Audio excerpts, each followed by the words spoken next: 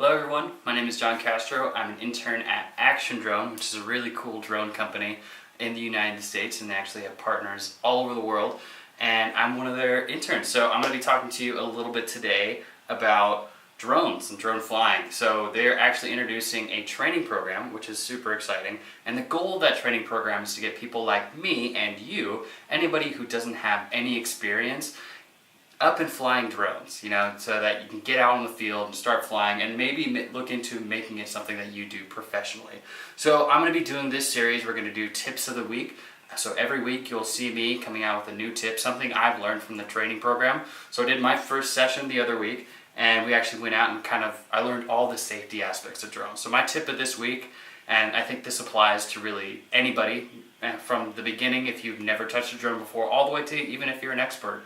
The tip of the week is check your equipment. I think that's absolutely huge. It's the first thing we did before we went out, is we made sure all of our equipment was well, not only there, but it wasn't damaged at all, that there was no impediments on it, so that all the propellers were working correctly. So when it actually got time to fly, I knew everything was going to be okay. So again, the tip of the week is just check your equipment, and I think that's, again, huge.